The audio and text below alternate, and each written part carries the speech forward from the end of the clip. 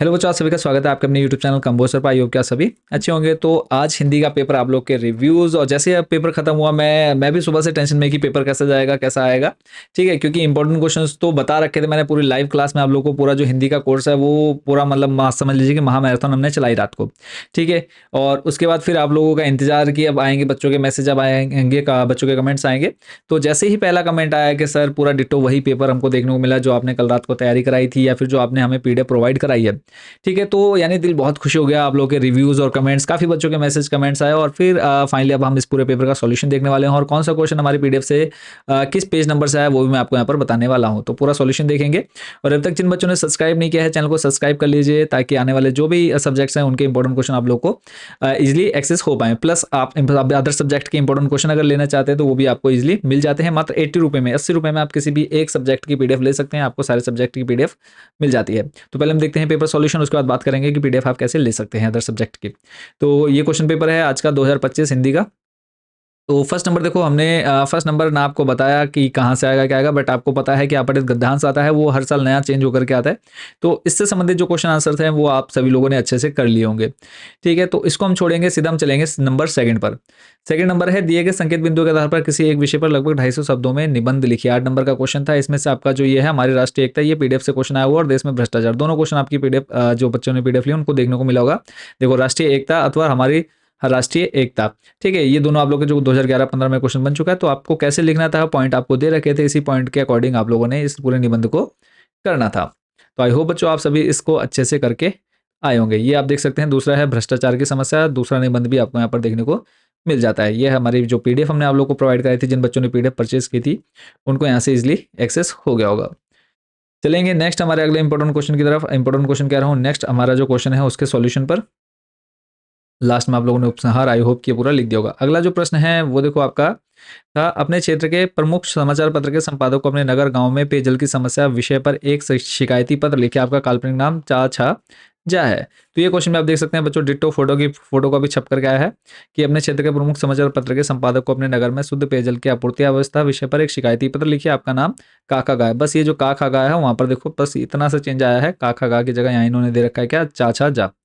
बाकी पूरा डिट्टो आ रखा है। तो आई होप कि ये भी आप लोग अच्छे से करके आएंगे। बस मेन जो इसमें मैंने आपको, जब हम इसकी महा मैराथन क्लास चला रहे थे उसमें मैंने आपको बताया कि जो आपका लिखने का पैटर्न है बस वो आपका ठीक होना चाहिए। बाकी अंदर आप अपने मन के विचार भी भरकर आने हैं आपको।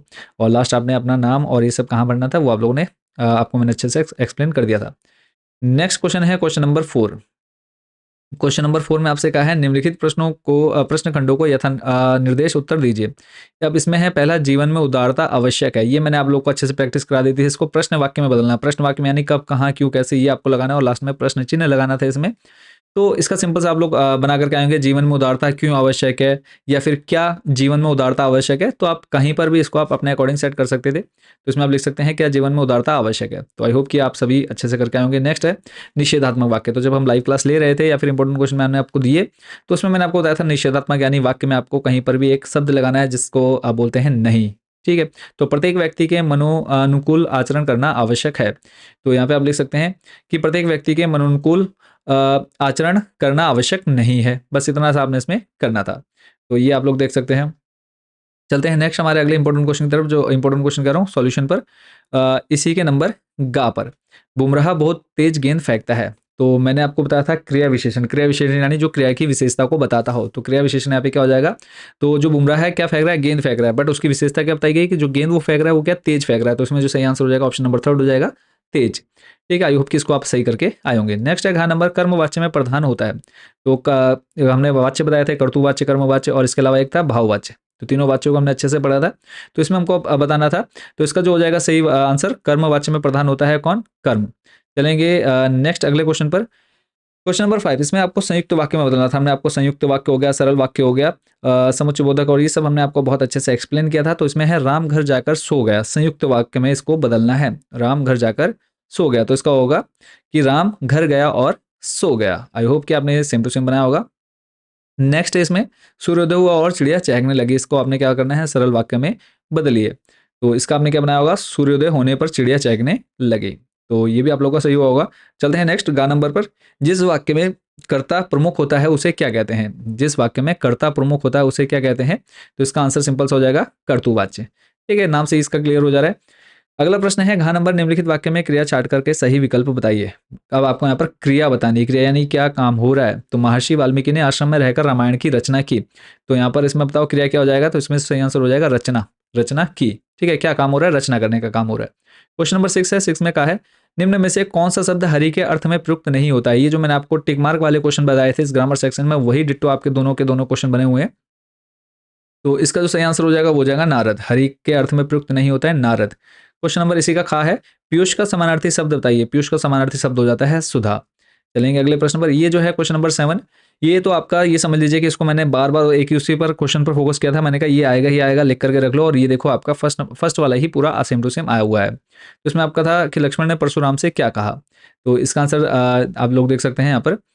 ये आपका देखो पीडीएफ से ही पूरा यहाँ पर मैंने पूरा जो सॉल्यूशन है वो आप लोग के लिए बनाया है। तो यहाँ पर आ जाएगा लक्ष्मण ने परशुराम से क्या कहा। यहाँ पर घा नंबर जो है वो आपका यहाँ पर आया हुआ है कि लक्ष्मण ने परशुराम से कहा कि हे देव सुनिए, मेरी समझ से तो सभी धनुष एक समान है। इस पुराने धनुष के तोड़ने से हमें क्या लाभ या हानि होगी। और मैंने कहा था बार बार कि ये इंपॉर्टेंट रहेगा। श्री रामचंद्र जी ने इसे नया समझकर धोखे से देख लिया, किंतु यह तो उनके छूते ही टूट गया। इसमें श्री राम का किसी प्रकार भी दोष नहीं है मुनि, बिना कारण ही आप किस लिए क्रोधित हो रहे हैं। आई होप कि बच्चों आप डिटो लिख करके आएंगे।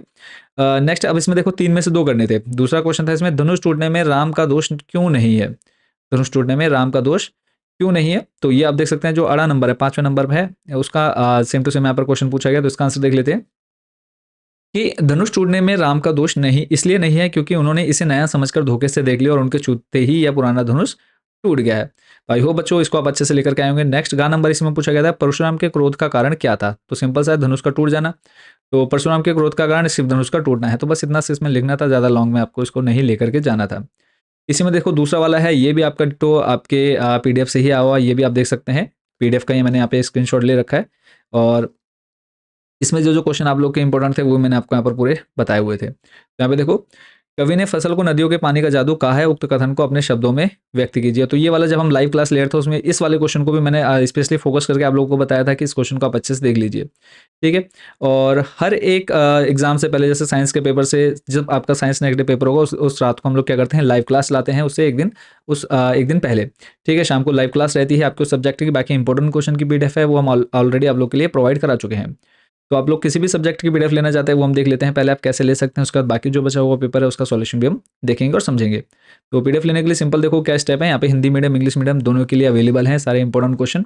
तो यहाँ पे आप देख सकते हैं ये पूरे साइंस के टोटल 5 पीडीएफ है जो आप लोग परचेज कर सकते हैं मात्र 80 रुपये में। सेम वही क्वेश्चन जो है हिंदी मीडियम वाले बच्चों के लिए अवेलेबल है, अभी मात्र आपको ये 80 रुपये में मिल जाती है। अब इसको लेने के 2 मेथड हैं, या तो आप हमारे डायरेक्ट व्हाट्सएप नंबर पर कॉन्टैक्ट करें, या हमारा व्हाट्सएप नंबर है, इसको आप लोग नोट कर सकते हैं। इस पर आप सिंपली अपनी क्लास, सब्जेक्ट और मीडियम 3 चीज़ें बतानी है कि आप हिंदी मीडियम से या इंग्लिश मीडियम से। क्लास, सब्जेक्ट और मीडियम बताना है। हम आपको एक क्यूआर कोड सेंड कर देंगे, उस पर आप जैसे ही पेमेंट करते हैं पीडीएफ डायरेक्ट आपके व्हाट्सएप नंबर पर भेज दी जाएगी। सेकंड जो मेथड है वो हमारी वेबसाइट है कंबोज सर, आपने सर्च कर लेना है गूगल में जाके, आपके सामने हमारी वेबसाइट आ जाती है। इसके बाद सिंपली आपने क्या करना है, उस पर क्लिक कर देना है और आप इस होम पेज पर आ जाएंगे। नेक्स्ट जो आपने करना है क्लिक टॉप 30 क्वेश्चंस 2024-25, इस पर जैसे आप क्लिक करते हैं नेक्स्ट पेज ओपन हो जाएगा यहाँ पे क्लासेस का। तो यहाँ से आपने अपनी क्लास सेलेक्ट कर लेनी है, क्लास 10th में आने के बाद आपने सब्जेक्ट चूज कर लेना है। जिस भी सब्जेक्ट के आप लेना चाहते हैं सारे सब्जेक्ट यहाँ पे अवेलेबल है। तो जिस भी सब्जेक्ट के आप लेना चाहते हैं यहाँ से आप उस सब्जेक्ट को चूज कर लेंगे, विज्ञान या फिर साइंस।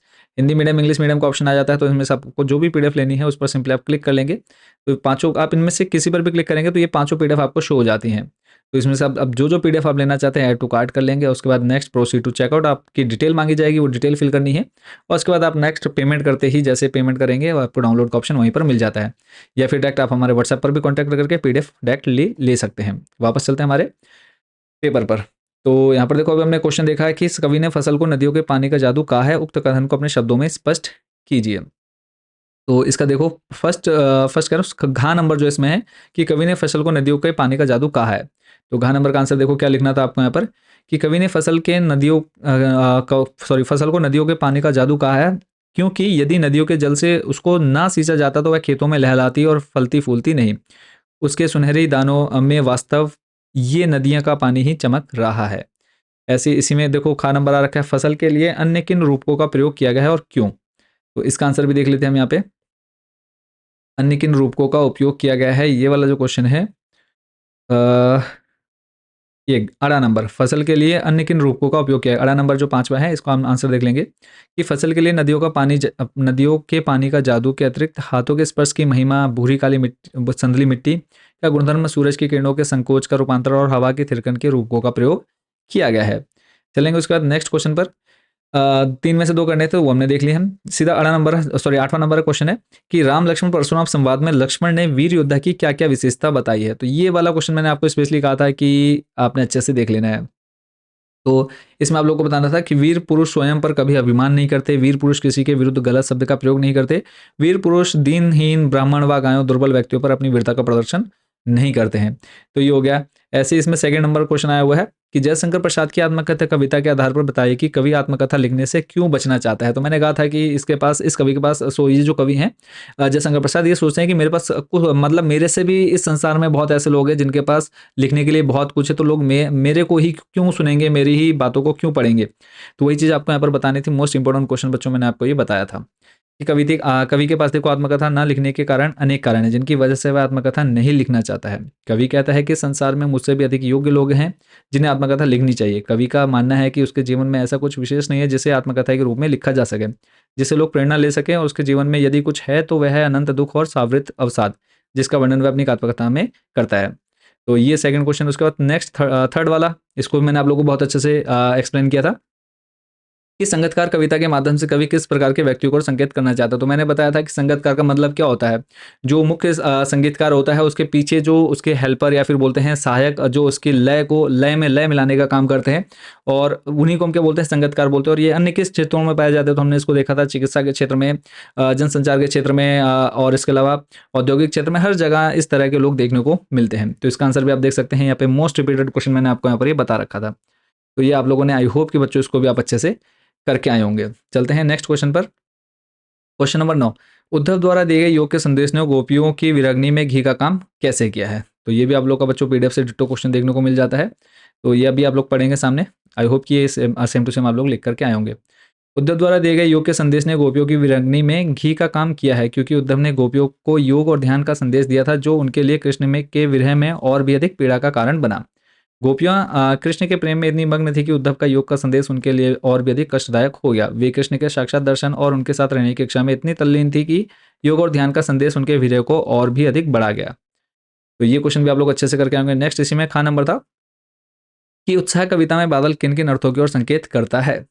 तो इसका आंसर आप लोग देख सकते हैं। ये आप लोग का पीडीएफ से बना हुआ क्वेश्चन है कि उत्साह कविता में बादल पीड़ित प्यासे जन की आकांक्षा, नई कल्पना और नए अंकुर के लिए विध्वंस, विप्लव और क्रांति की चेतना को संभव करने वाला आदि अर्थों को प्रकट करता है। चलेंगे नेक्स्ट क्वेश्चन पर। क्वेश्चन नंबर 10 है। इनमें से आपको एक गद्यांश पढ़ना था और किन्हीं आपको उनके प्रश्नों के उत्तर देने थे। तो पहला है, खेती बाड़ी से जुड़े गृहस्थ बालगोविंद भगत अपनी किन चारित्रिक विशेषताओं के कारण साधु कहलाते थे? तो इसका हमने आप लोग को समझा दिया था कि वो साहब को मानते थे, ठीक है। और इसका आप लोग पढ़ सकते हैं कि ऊपर की तस्वीर से, सॉरी, इसका जो आंसर है, खेती बाड़ी से जुड़े गृहस्थ बालगोविंद भगत अपनी किन चारित्रिक विशेषता, ये भी आप लोग का पीडीएफ से देखो क्वेश्चन आया हुआ है कि वह गृहस्थियों की भांति माया मोह, धन संपत्ति और अन्य सांसारिकता के मकर जाल से एकदम असंपृक्त थे। यानी वे गृहस्थ होते हुए भी विरक्त साधु थे। यही कारण था कि सदैव सदाचरण करते थे, वे कभी झूठ ना बोलते, सभी से एक समान मधुर व्यवहार करते थे। तो इस तरह से आप लोगों को इसका आंसर लिख करके आना था। नेक्स्ट है, बालगोविंद भगत लोगों के साथ कैसा व्यवहार करते थे? ठीक है, तो इसका आंसर हो जाएगा, खेती बाड़ी से जुड़े गृहस्थ बालगुन भगत वेशभूषा से साधु नहीं लगते थे, परंतु उनका व्यवहार साधु जैसा था। वे कबीर के भगत थे। उनके खेत में जो पैदावार होती थी उसे लेकर कबीर के मठ पर जाते थे। तो यानी लोगों के साथ अच्छा व्यवहार करते थे। सिंपली आपने इतना लिख करके आना था। तो सेकंड वाला भी आप लोगों ने आई होप कि अच्छे से कर दिया होगा। तो सेकंड वाला भी आप यहाँ से देख पाएंगे कि पीडीएफ से। नेक्स्ट चलते हैं अगले प्रश्न पर। क्वेश्चन नंबर 11 है। ये क्वेश्चन जो है, मतलब इसका जन्म सिद्ध अधिकार हो गया है कि हिंदी के पेपर में ये क्वेश्चन आपका आना ही आना है, हर साल आना है। ठीक है, ये इसको स्वयं अगर भगवान भी आ जाए तब भी इस क्वेश्चन को नहीं हटा सकते कि पता नहीं इतना प्रेम इस क्वेश्चन से क्यों रखा हुआ है। जब हमने एग्जाम दिया था तब भी यही क्वेश्चन आ रहा था, और आज भी, आज से 10-15 साल बाद भी वही क्वेश्चन सेम टू सेम यहाँ पे रिपीट हो रहा है कि सेनानी ना होते हुए भी चश्मे वाले को लोग कैप्टन क्यों कहते थे। तो इसका आंसर आप देख सकते हैं कि पूरे कस्बे में कैप्टन एक ऐसा व्यक्ति था जिसे नेताजी की मूर्ति से लगाव था, वही नेताजी के चश्मे को बदला करता था। कैप्टन में देशभक्ति की भावना प्रबल थी, इसी कारण लोग उसे कैप्टन कहते थे। नेक्स्ट चलते हैं अगले प्रश्न की तरफ। प्रश्न है, आपकी दृष्टि में बालगोविंद भगत की कबीर पर जो आगाज श्रद्धा के क्या कारण रहे होंगे? कि क्या श्रद्धा थी? तो इसको देख लेना है, जो हमारा सेकंड नंबर है। इस पर चलेंगे 11 नंबर के सेकंड पर। तो इसका सॉल्यूशन आई होप कि आप लोगों ने अच्छे से किया होगा। तो देखते हैं नेक्स्ट क्वेश्चन। एक क्वेश्चन हमारा ऊपर जो है वो मिस हो गया था। तो इसमें ख नंबर था आपका, एक कहानी यह भी में वह कौन सी घटना थी जिसके बारे में सुनने पर लेखिका को ना अपनी आंखों पर विश्वास हो पाया और ना अपने कानों पर। तो इसका आंसर ये हो जाएगा कि यदि अधिक दुकानें खुली तो सैलानियों का अधिक आगमन आरंभ हो जाएगा, जिस कारण उसकी सुंदरता पर भार पड़ जाएगा, क्योंकि वहां पर वाहनों के अधिक प्रयोग से वायु में प्रदूषण बढ़ जाएगा। सैलानियों द्वारा जगह जगह इस्तेमाल किए गए प्लास्टिक थैली गिलास आदि चीजों से प्राकृतिक सौंदर्य घट जाएगा, इसलिए वहां दुकान का ना होना उसके लिए किसी वरदान से कम नहीं। हुआ यूं कि लेखिका और आंदोलनकारी, ये आपको स्टोरी में से ही बना करके लिखना था, आपको डिट्टो स्टोरी यहाँ पर छाप करके आनी थी। उसका नेक्स्ट इसी में थर्ड नंबर था कि लेखक की दृष्टि में सभ्यता और संस्कृति की सही समझ अब तक क्यों नहीं बन पाई है। तो इसका आप लोग देख सकते हैं कि लेखक के मुताबिक सभ्यता और संस्कृति की सही समझ इसलिए नहीं बन पाई क्योंकि इन शब्दों का इस्तेमाल बहुत ज्यादा होता है और किसी एक अर्थ में नहीं, इन शब्दों के साथ कई विशेषण लग जाते हैं, जैसा कि भौतिक सभ्यता और आध्यात्मिक सभ्यता। इन विशेषणों की वजह से शब्दों का अर्थ बदलता रहता है। तो इसको आप लोगों ने पढ़ लेना है। आई होप कि आप लोग अच्छे से इसको लिख करके आएंगे। क्वेश्चन नंबर 12 है, नेताजी का चश्मा कहानी से क्या संदेश मिलता है। क्या संदेश मिलता है ये आप लोगों ने अच्छे से पढ़ा होगा।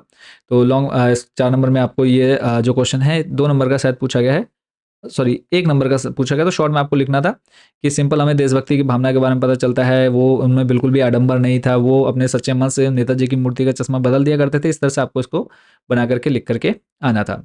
ये आप देख सकते हैं कि पीडीएफ से ही आप लोग का जो क्वेश्चन है बच्चों बना हुआ है। चलेंगे नेक्स्ट क्वेश्चन पर। अगला जो प्रश्न है, आपकी दृष्टि में बाल गोविंद भगत की कबीर पर जो आगाज श्रद्धा थी वो किन रूपों में थी। ठीक है, बाल गोविंद भगत जो किन किन रूपों में थी। तो यहाँ पर देख सकते हैं बाल गोविंद भगत कबीरपंथी थे। वे कबीरपंथियों की सी टोपी लगाते थे, माथे पर रामनंदी टीका और गले में तुलसी की जड़ों की माला पहनते थे। वे कबीर साहब को मानते थे और उन्हीं के गीतों को गाते थे, उन्हीं के आदर्शों पर चलते थे। ठीक है, जो कुछ खेत में पैदा होता सिर पर लाद कर पहले उसे कबीर मठ में ले जाते और भेंट करते, प्रसाद स्वरूप जो भी वहां से वापस मिलता उसी से अपना गुजारा करते। पुत्र की मृत्यु पर भी वे रोए नहीं, बल्कि आत्मा के परमात्मा से मिलन के कबीर के भाव को अपने जीवन में साकार करते प्रतीत हुए। तो ये आप लोगों ने आई होप कि अच्छे से करके आएंगे। नेक्स्ट क्वेश्चन नंबर 13 है, इसमें आपसे कहा है माता का आंचल पाठ में वर्णित प्राचीन ग्राम्य संस्कृति का चित्रण कीजिए। तो ये जब हम कर रहे थे मैंने कहा था कि आपने इसको खुद से बना करके लिखना है कि जो उस समय की संस्कृति थी उस समय क्या और अब में क्या अंतर है। तो इसको आप लोगों ने पढ़ लेना है। वीडियो रोक करके चलते हैं नेक्स्ट क्वेश्चन पर। अगला है, माता का आंचल पाठ के आधार पर संतान के प्रति माँ की ममता और पिता के दुलार का चित्रण अपने शब्दों में कीजिए। तो मतलब उसका जो अपने माँ पिता के प्रति प्यार था वो किस तरह से आप लोग देख सकते हैं। यहाँ पर आपने इसको पूरा पढ़ लेना है। चलेंगे नेक्स्ट क्वेश्चन पर। अगला जो प्रश्न है, साना साना हाथ जोड़ी कहानी के आधार पर बताइए कि प्रकृति ने जल संचय की व्यवस्था किस प्रकार की है। तो यहाँ पर इसका आंसर भी आप लोग बच्चों आराम से वीडियो रोक करके पढ़ लेंगे। अगला जो प्रश्न है, और देख सकते हैं कि सारे जो क्वेश्चन है पीडीएफ से ही आप लोग के बन रहे हैं। तो यहाँ पर 13 में से आप लोग को 3 करने थे, तो ऊपर के तीनों आप लोग के पीडीएफ से हैं। नेक्स्ट है, मगध देश से नृपा का आसे, संस्कृत वाला स्टार्ट हो गया। तो यहाँ पे सिंपली पैराग्राफ से देख के लिखना था। पहला वाला हो जाएगा आपका चंद्रगुप्त। ठीक है, तो ये आप लोगों ने यहाँ पर कंप्लीट कर लेना है। तो ये देखो आप लोग का ये डिट्टो आप लोग का पीडीएफ से क्वेश्चन बना हुआ है संस्कृत का। तो इसको आप लोगों ने आई होप किया होगा। तो मगध देश से नृपा का आसित, तो चंद्रगुप्त लिखना था आपको। फिर है चाणक्य कस्य मंत्री आसित, तो इसका आ जाएगा किसका, चाणक्य चंद्रगुप्त से मंत्री आसित। फिर है चाणक्य कुत्र निवसति स्म, तो चाणक्य कहाँ रहता था वो आपको बताना है। तो चाणक्य कुत्र निवसति स्म 4 नंबर आपका यहाँ पर है। तो चाणक्य एकस्मिन् उज्जैन निवसति स्म। तो जब हम इसको रिवीजन कर रहे थे मैंने आपको बहुत अच्छे से एक्सप्लेन किया था। तो 4 में से 3 करने थे, तो तीनों के तीनों आपको यहाँ पर देखने को मिल जाते हैं। क्वेश्चन नंबर 15 है, यही आपको मैंने बार बार कहा था मोस्ट मोस्ट मोस्ट इंपॉर्टेंट रहेगा, नीरशिर विवेके वाला। तो नीरशिर विवेके कहा भवति, तो यहाँ पे आ जाएगा हंसा भवति। ठीक है, अन्य किम ना पालिशंति, ये बच्चों ने जिन्होंने पीडीएफ परचेज की होगी उनको पता है कि ये क्वेश्चन मैंने आपको मोस्ट वीवीआईपी में रखवाया था ये क्वेश्चन। तो अन्य कुलव्रतम ना पालिशंति, हंसा किम तनुते, हंसा नीरशिर विवेके आलस्य तनुते। नेक्स्ट क्वेश्चन जो है, अगले प्रश्न पे चलेंगे। क्वेश्चन नंबर 16, 3 प्रश्नों के क्या करने थे, पूर्ण वाक्य में उत्तर देने। तो गजहा काम उज्जहारा, तो इसका आंसर देख लेते हैं।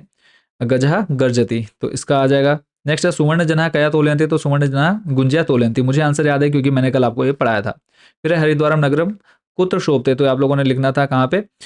इसका आंसर ये तो आप देख सकते हैं, मोस्ट इंपोर्टेंट क्वेश्चन वाले में पीडीएफ से दिया था कि हरिद्वारम नगरम हिमालय से सुरभ्य आंचले शिवालिक पर्वते शिखराणाम मध्य शोभते। नेक्स्ट है चोरहा का प्रतिज्ञा कृतवंता, तो उन्होंने क्या प्रतिज्ञा की थी कि अधः आरभ्य वयम चौर्यकरम ना करिष्यामि, यानी अब से हम लोग चोरी का काम नहीं करेंगे। अगला प्रश्न है क्वेश्चन नंबर 17, रिक्त स्थान भरना था तो फर्स्ट नंबर पर आ जाएगा शांति प्राप्त हिमालय गच्छन्ति। ये जो है मैंने आप लोग को पीडीएफ से सारे इंपॉर्टेंट बताए हुए हैं। तो यहाँ पे आप देख सकते हैं फर्स्ट वाले में आपने मुनिया भरा होगा, सेकंड नंबर पर आ जाएगा बुद्ध से प्रावेण, आ जाएगा क्रूरः सम्राट अशोकः अहिंसक विनम्रचा अभवत्, फिर है बहुनी पुण्य क्षेत्रामी अपि हिमालय सन्ति किल, फिर है पुरा काले दक्ष प्रजापति अत्र विशालम यज्ञ संपादितवान आसित, हरिद्वारम भारतीय नाम प्रमुख तीर्थम अस्ति। अब यहाँ पे 4 भरने थे तो आराम से आप लोगों को जो 5 है वो बताए हुए हैं, आ रखे हैं यहाँ पे। सज्जना नाम सत्संगति भवती। ठीक है, तो आई होप कि ये वाला पूरा आप अच्छे से करके आएंगे। नेक्स्ट चलते हैं संधि विच्छेद में, तो इसको भी देख लेते हैं। इनमें से आपको 4 के करने थे, मधु प्लस हरि तो ये हो जाएगा मधवरी। ठीक है, मधु प्लस हरि मधवरी, पो प्लस इत्र का हो जाएगा पवित्र। ठीक है, तो आई होप कि ये मधवरी और पवित्र आपने सही किया होगा। नेक्स्ट आपका हरेव और पित्र आ गया, तो हरि प्लस एव और यहाँ पे आ जाएगा आपका पित्र प्लस आज्ञा। समास मैंने आपको समझाया था, सुख प्राप्त हो जाएगा और नीलकंठ। ठीक है, तो यहाँ पे इन दोनों में जो आपका समास है आई होप कि वो आप अच्छे से यहाँ पर लिख करके आए होंगे। तो सुख प्राप्तम में क्या आ जाएगा, कौन सा समास आप लोग लगा कर आया, फटाफट कमेंट बॉक्स में बताइए। और उसके बाद फिर बाकी जो क्वेश्चन उसका हम सॉल्यूशन देखेंगे। तो जो सुख प्राप्तम है उसका आ जाएगा आपका बहुव्रीहि समास। ठीक है, और दूसरे वाले में आ जाएगा आपका तत्पुरुष समास। ठीक है, पेपर इसको मैं एक बार वापस लेके चलता हूँ। सुख प्राप्ता, ठीक है, सुख प्राप्ता में तत्पुरुष जहाँ तत्पुरुष समास से आएगा सुख प्राप्ता में, और नीलकंठ में आ जाएगा, नीलकंठ में कौन सा आ जाएगा, इसमें नीलकंठ में आ जाएगा कर्मधारय समास। ठीक है, ये आप लोग करके आए होंगे। ठीक है, उसमें थोड़ा सा मिसप्रिंट हुआ है तो इसे आप लोग करके आए होंगे। नेक्स्ट क्वेश्चन को देख लेते हैं। नेक्स्ट जो क्वेश्चन है हमारा उसको देखेंगे। नेक्स्ट जो हमारा इसमें क्वेश्चन आया हुआ है, नेक्स्ट क्वेश्चन जो है उसको देख लेते हैं। नेक्स्ट जो आया हुआ है इसमें रिक्त स्थान भरना था, रिक्त स्थान के बाद आपका था उपसर्ग। ठीक है, उपसर्ग आया हुआ है। समास विग्रह के बाद था आपका अधोलिखित, यहाँ पे है निम्नलिखित शब्दों में उपसर्ग अलग करना था, अनु प्लस चरह और प्रहारा। तो अनु प्लस चरह और प्रहारा, ये जो मैंने आप लोग को यहाँ पर ये दिए थे अलग से उपसर्ग और प्रत्यय करने के लिए, उनको आप लोगों ने किया होगा। तो अनु इसमें आ जाएगा उपसर्ग अनु, और उसमें आ जाएगा आपका प्रा। ठीक है, अनु और प्रा। ठीक है, जो का है उसमें तत्पुरुष समास, और जो खा है यहाँ पर उसमें सॉरी नीलकंठ, सॉरी यहाँ पर ये थोड़ी सी गलती हो रही है। नीलकंठ में जो आ जाएगा, नीलकंठ में आ जाएगा बहुव्रीहि। नीलकंठ का मतलब क्या हुआ, समास मैंने जब समझाया था उसमें मैंने कहा था कि जो उसका एक्चुअल मीनिंग निकल रही है, एक्चुअल अर्थ निकल रहा है, उस पर ना जाकर के उसके किसी तीसरे के हम जा रहे हैं, तो उसमें अब कौन सा समास होता है, बहुव्रीहि समास होता है। तो नीलकंठ यानी का मतलब क्या हो, जिसका गला नीला है, तो कौन, भगवान शिव, तो इसका हो जाएगा बहुव्रीहि समास। सुख प्राप्त का हो जाएगा, सुख प्राप्त का बच्चों कौन सा हो जाएगा, सुख प्राप्त का हो जाएगा बच्चों तत्पुरुष समास। ठीक है, नेक्स्ट देख लेते हैं। घा नंबर है इसमें, निम्नलिखित शब्दों में उपसर्ग अलग कर करके लिखना है, अनुचरह और प्रहारा। अनुचरा में हो जाएगा अनु, और प्रहारा में हो जाएगा प्रा। ठीक है, नेक्स्ट है आपका अड़ा नंबर, सत्संगत सज्जना नाम सत्संगति, और इसमें आ जाएगा आपका, तो पहले जो रिक्त स्थान है, पहले रिक्त स्थान में आपने सत्संगति भरना था, दूसरे वाले में आ जाएगा आपका सेवकेन। ठीक है, ये वाला कंप्लीट होता है।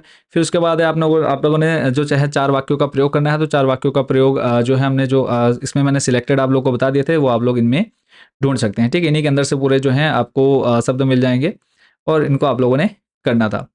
ठीक है, तो ये आपका कंप्लीट होता है। उसके बाद नेक्स्ट देख लेते हैं, लास्ट जो आपका आया हुआ था इसमें क्वेश्चन, लास्ट जो क्वेश्चन है इसमें था वे दोनों पुस्तक पढ़ते हैं। यहाँ पे आपको करना था क्या, अथवा में वे दोनों पुस्तक पढ़ते हैं, राम दशरथ के पुत्र थे, मैं फूल सूंघता हूँ।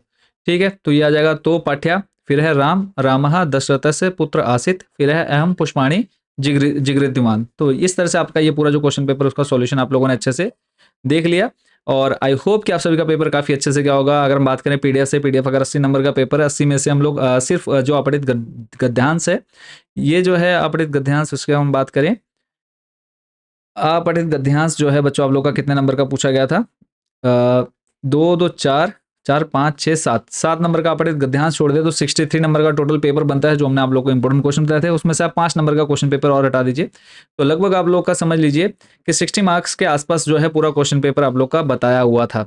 तो आई होप कि आप सभी ने पेपर अच्छे से किया होगा। सभी को शुभकामनाएं अगले पेपर के लिए। बस सभी पेपर में इसी तरह से मेहनत करनी है। बाकी पीडीएफ आप लोग कैसे ले सकते हैं इंपॉर्टेंट क्वेश्चन की, वो मैं आप लोग को बहुत अच्छे से एक्सप्लेन कर चुका हूं। तो मिलते हैं नेक्स्ट वीडियो में साइंस के पेपर के सॉल्यूशन के साथ, इंपॉर्टेंट क्वेश्चन के साथ। Thank you so much watching for this video and best wishes for your next exam.